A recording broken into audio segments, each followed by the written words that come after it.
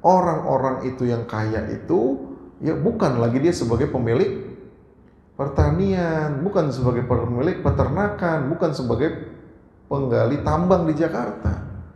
Tapi dia sebagian besar orang-orang yang ya eksmut lah, kalau kita eksekutif muda ini biasanya adalah orang yang digaji.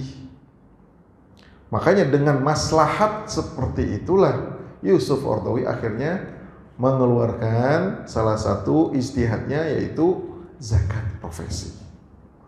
Dikiaskan, ada yang pertama dikiaskan dengan emas. Berarti kalau dikiaskan dengan emas, ya hitung hitung bersih pendapatannya per tahun. Apakah per tahun tersebut nilainya di atas 85 juta atau tidak? Kalau di atas 85 juta per tahun, maka dia sudah wajib mengeluarkan zakatnya. Itu yang pertama, dikiaskan dengan zakat emas dan perak. Yang kedua, dikiaskan dengan zakat pertanian. Ya, kalau zakat pertanian tadi kan 520 kilo ya. Dan diambilnya itu setiap panen.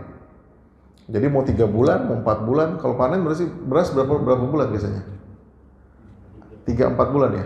3 bulan, 4 bulan. Jadi setiap panen zakat, setiap panen zakat. Makanya ya, untuk zakat profesi ada 2 pendapat. Boleh pakai setiap terima gaji, ya, kemudian kita zakatkan, atau nanti kumpulin dulu gajinya, kemudian dikurangin semua kebutuhan, kita hitung, oke, alhamdulillah ketemu nilainya. Sekitar tabungan kita setiap tahun surplus 100 juta. Oke, kalau 100 juta berarti sudah masuk nisab zakat dan wajib dizakatkan. Ya, 2,5%-nya. Nah, setelah ada zakat profesi, berkembanglah zakat-zakat yang lain. Tadi yang disebut dengan zakat tabungan, zakat ya obligasi, ya zakat, ya apalagi yang ada, zakat saham, apalagi. Nah itu ya, sekurang-kurangnya tabungan, zakat investasi banyak nih.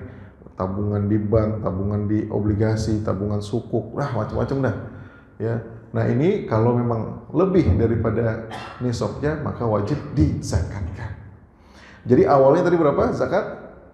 5. Sekarang berapa? Lebih dari 10, 11, 12 dan akan berkembang. Sesuai apa? Sesuai dengan perkembangan zaman. Makanya Yusuf Qaradawi mengatakan zakat itu adalah maslahat. Coba gini, maksudnya maslahat itu kayak gimana sih?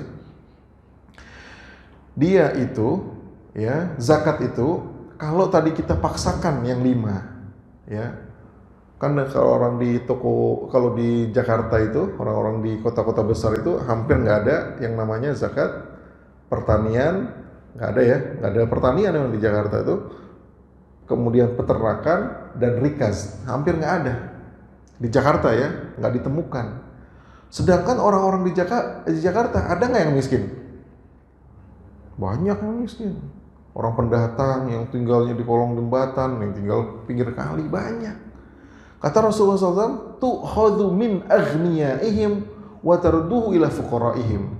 Ambil harta zakat itu dari orang-orang yang kaya di negeri tersebut atau di wilayah tersebut, kemudian diserahkan kepada orang-orang miskin di negeri tersebut atau di wilayah tersebut.